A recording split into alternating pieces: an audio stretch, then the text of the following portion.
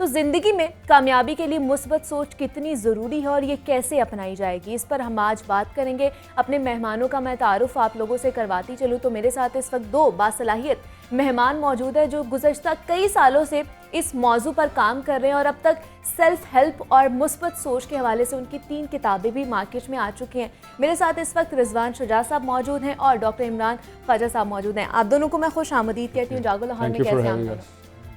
सबसे पहले तो आप दोनों भाई अपने मैं ये भी बता दूं दोनों भाई भी हैं। दूसरा अपनी जर्नी के बारे में हमें आपने बताना है कि ख्वाजा साहब आप जो हैं, शुजा साहब इंजीनियर हैं, ख्वाजा साहब आप साइकोलॉजिस्ट हैं, तो ये दोनों की फील्ड अलग है और फिर मोटिवेशनल स्पीकिंग की तरफ आप दोनों आ गए। तो किस चीज़ ने आप लोगों को मोटिवेट किया कि आपने अपनी फील्ड से हट कर ये फील्ड चूज़ की?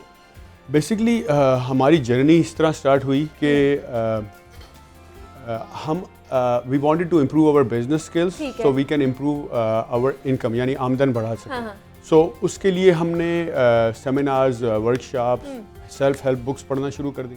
ठीक है, अच्छा, गोल तो था इनकम बढ़ाना, लेकिन ड्यूरिंग दिस जर्नी बहुत सारे ऑथर्स और स्पीकर्स सेड के असल जो सक्सेस है ना वो हैप्पीनेस है, पीस है।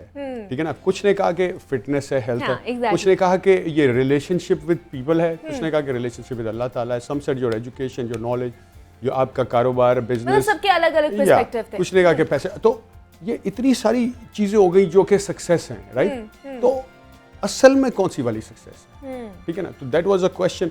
तो with time and experience we came to this model या कंक्लूजन कि सक्सेस इज अचीविंग 5 गोल्स। ठीक है। Number 1 is mental emotional fulfilment, यानी जहनी और जज्बाती सुकून। Number 2 physical health and fitness, यानी आपकी जिस्मानी तंदुरुस्ती और सेहत। फिर relationship with people and Allah Taala. चौथे नंबर पे आपका करियर, जॉब या बिजनेस। 5वें नंबर पे फाइनेंशियल वेल्थ, यानी दुनियावी मालो दौलत। ठीक है, अच्छा, अब जब हम इस कंक्लूजन पे पहुंचे तो हमने ये देखा कि हमें 5-6 साल लगे और we spend thousands of dollars to learn this. तो द गोल इज के other people should be able to learn it in a few months free of cost. ठीक है, अच्छा, दूसरी चीज़ ये कि जब हम बुक्स पढ़ रहे थे, सेमिनार्स अटेंड कर रहे थे, तो वो रैंडम था। जैसे कि एक गोल सेटिंग पे था, एक फोकस प्रोडक्टिविटी पे था, एक फिटनेस पे था, एक रिलेशनशिप पे था और लेट्स से एक मेडिटेशन पे था। ठीक है, तो वो रैंडम था। जैसे कि एक बच्चे को अगर आप मैथ पढ़ा रहे हो तो तीसरी क्लास में डाल दें, फिर 7वीं में डालें, फिर पहली, तो वो कुछ तो एक पेज पे हमें सारी चीजें नहीं मिल रही, करिकुलम की तरह नहीं था। ठीक है, तो अब हम इसको एज अ करिकुलम डालना, बुक्स लिख रहे हैं कि जैसे बच्चा पहली क्लास में तो दूसरी के लिए रेडी हो रहा है, दूसरी में तो तीसरी के लिए, ताकि वो ऑप्टिमाइज तरीके से समझ आए लोगों को और उसका फ़ायदा ज़्यादा हो। ख्वाजा साहब जैसे बात कर रहे थे कि सुकून चाहिए हमें ज़िंदगी में, खुशी चाहिए हमें, तो इस हवाले से आप लोगों ने बहुत सारी किताबें भी लिखी है और अभी हाल ही में जो आप लोगों की लॉन्च हुई है कल किताब ज़िंदगी, जिसका टॉपिक है, उसका टाइटल है, हमें बताइए उसमें किन किन टॉपिक्स को आप लोगों ने टच किया है? उसमें जिस तरह रिजवान बता रहा है कि उसका टाइटल है कामयाबी, और उसमें मतलब ये 5 गोल्स हमने डिस्कस किए हैं कि आप अगर ज़िंदगी में इन 5 गोल्स में उसी सीक्वेंस में जाएंगे, उसी तरीके से जाएंगे, तो it is much easier to attain success in life. जो पहला मिसाल के तौर पे जो गोल है कि मेंटल एंड इमोशनल फुलफिलमेंट, उसका मतलब यानी जहनी और जो इमोशनल पीस। तो हम समझते हैं कि हम अगर पैसा बना लेंगे या हम कुछ और कैरियर में कर लेंगे तो हमें अल्टीमेटली सुकून मिलेगा, मगर असल में होता है कि जब आप वो चीज़ किसी के पीछे भाग रहे होते हैं, जब आपको मिल जाती है तो उसकी इंपॉर्टेंस ख़त्म हो जाती है।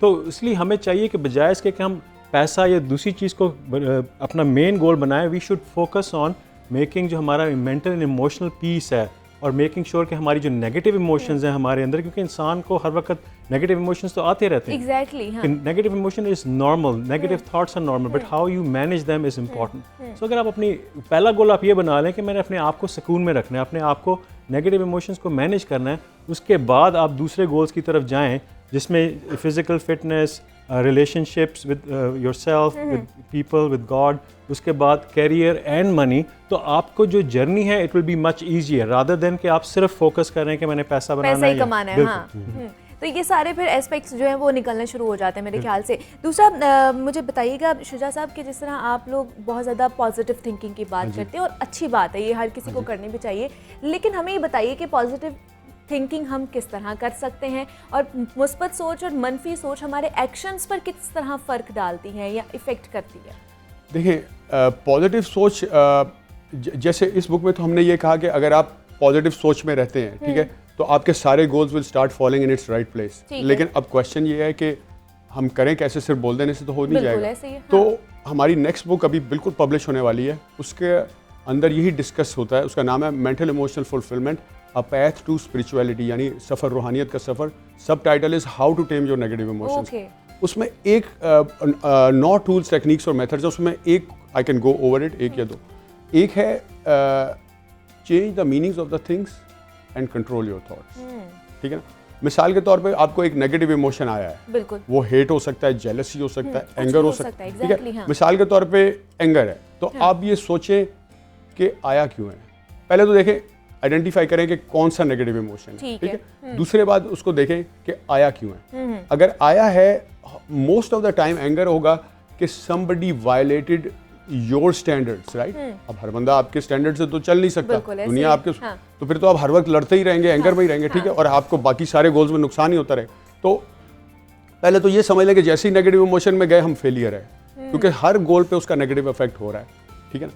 अच्छा, अब आइडेंटिफाई कर लिया कि गुस्सा है और दूसरे नंबर पे आया क्यों है, then try to change the meanings of the things. If you can not change the meanings of the thing, not every time you might be able to change the meanings of the thing. पहले तो if you can change the meaning, उसी से हो सकता है मामला solve हो जाए। Exactly. अगर वो नहीं कर सकते, then change your procedure. Change your procedure में ये है कि कम्युनिकेट विद द पर्सन, अच्छा, ठीक है, जिसके साथ मसला है, जिसके साथ मसला। Most of the time communication करेंगे ओपन माइंड करके, रिजॉल्व करने के लिए, तो सॉल्व हो जाएगी। अगर तब भी नहीं होता, देन चेंज योर बिहेवियर। ये भी तो हो सकता है कि हम ही गलत हो, हमें लगता है हमेशा दूसरा ही गलत है, बिल्कुल ऐसे ही है। इसकी एक छोटी सी एग्जांपल मैं ऐसे देता हूँ कि एक आदमी है, वो लैपटॉप पे काम कर रहा है, बहुत मेस्मराइज्ड है, उसकी बीवी आगे उसके कंधे पे हाथ रखती है, उसकी अटेंशन लेना चाहती है, और वो इतना मेस्मराइज्ड है, उसने कंधा ऐसे कर दिया है। वो बीवी उसका ये मीनिंग भी दे सकती है कि he does not love me anymore, मैं इसके लिए इंपॉर्टेंट ही नहीं हूँ, ठीक है ना। उसके बाद क्या होगा, वरना वो लड़ाई होगी, बदतमीजी होगी, बढ़ती जाएगी, ईगो पे जाएगी, ठीक है। दूसरा मीनिंग वो ये दे सकती है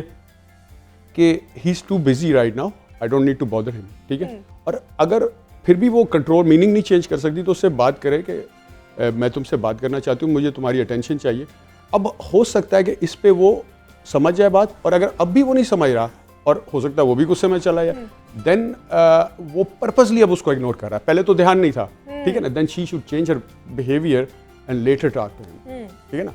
तो how you give the meanings to the things, एक ही चीज़ के अगर डिफरेंट मतलब दें तो रिजल्ट डिफरेंट आए। लेकिन कुछ लोग हम देखते हैं, मैं आपसे बात करना चाहूँगी खाजा साहब, कि कुछ लोग कुदरती तौर पर पेसिमिस्ट होते हैं, कुछ लोग ऑप्टिमिस्ट होते हैं कुदरती तौर पर। उनकी वो ये नहीं है कि मुआशरे में आए, बड़े हुए दिन जाके वो इस चीज़ में पड़े हैं, कुदरती तौर पर होते हैं कि उन्होंने हर चीज़ में से कीड़े निकालने, बहुत अच्छी भी चीज़ हो रही होगी ना उनके साथ, उन्होंने उसमें कोई नेगेटिविटी ढूंढ लेनी है। तो मतलब उन लोगों को फिर इस तरफ कैसे लेकर आए कि उनको पॉजिटिव थिंकिंग की तरफ लेकर आए, बहुत मुश्किल टास्क होता है। नहीं, it's a very difficult task.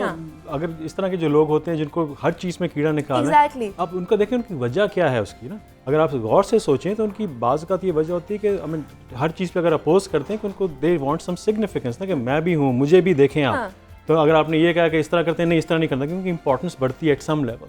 उनको बेसिकली हो सकता है उसको अवेयरनेस ना हो कि यार मैं इसलिए कर रहा हूँ, मगर अगर आप बाहर से देखें तो वन ऑफ द रीजंस में अदर रीजंस भी हो सकते हैं, मगर एक they want some importance, they want all the time कि मुझे अगर इम्पॉर्टेंस नहीं मिली तो ना करनी है, तो मुझे तो इम्पॉर्टेंस मिलेगी। तो you need to understand them, sometimes you can communicate with them. The best way is to sort of like give them feedback, उनसे पूछ के कि हाँ यार मतलब कोई मसला है तो आपको मैं कोई फीडबैक दे सकता हूँ। पहला सवाल कि मैं आपको फीडबैक दे सकता हूँ, अगर वो कहें yes, so they are more open to that feedback, ठीक है। तो मगर हमें देखना है, जिस तरह रिजवान बता रहा है कि आपने देखना है कि पीछे बिहेवियर के पीछे के मकसद क्या है, उसका वजह क्या है, उसकी ह्यूमन नीड अगर है कि उसको इंपॉर्टेंस नहीं मिल रही और उसकी वजह से उसका बिहेवियर इस तरह है, तो मे बी ट्राई टू उसको जो नीड है उसकी पूरी करने की कोशिश करें। लेकिन मुझे ये बताइए, आप लोग अमेरिका में भी रहे हैं, वहाँ पर भी आपने उनके कल्चर देखा है, उनकी मशरत को देखा, और आप जो बिलोंग करते हैं, आप एक डेवलपिंग कंट्री से बिलोंग कर रहे हैं, और लेकिन वहाँ पर और यहाँ पर अगर देखा जाए तो क्या फ़र्क आपको लगता है? वहाँ पर मतलब लोग बड़े खुश भी नज़र आते हैं, उनको अपॉर्चुनिटीज़ भी मिलती है, तो वहाँ पर फैसिलिटीज़ ज़्यादा हैं या यहाँ पर कम है, इस वजह से यहाँ पर बहुत से लोग मायूसी का शिकार हो जाते हैं जल्दी? बेसिकली अगर सोच की बात की जाए या अखलाकी इक़दार की बात की जाए, तो उसमें एक बिज़नेस वैल्यूज़ आएंगी, यानी कि ऑनेस्टी, सिंसियरिटी, लॉयल्टी। और अगर फैमिली वैल्यूज़ की बात की जाए तो वो एक डिफरेंट इक़दार है। तो अगर फैमिली वैल्यूज़ के लिहाज से देखा जाए तो आई एम श्योर कि हमारे पाकिस्तान में वहाँ से फैमिली वैल्यूज़ बेहतर हैं डेफिनेटली। लेकिन परसेप्शन ये है पाकिस्तान में कि वेस्टर्न कंट्रीज या अमेरिका में बिल्कुल फैमिली वैल्यूज़ नहीं है।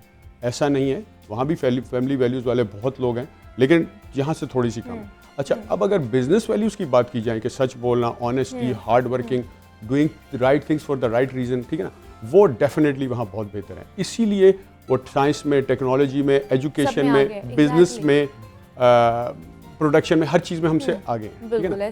तो वहाँ जो सोच का फ़र्क है ना, क्योंकि वहाँ उनको सिखाया जाता है कि जहाँ भी तुम खड़े हो ना आज लाइफ में, करियर में, फाइनेंसेस में, वो अपने डिसीजंस, अपने जजमेंट और अपनी चॉइसेस की वजह से खड़े हो।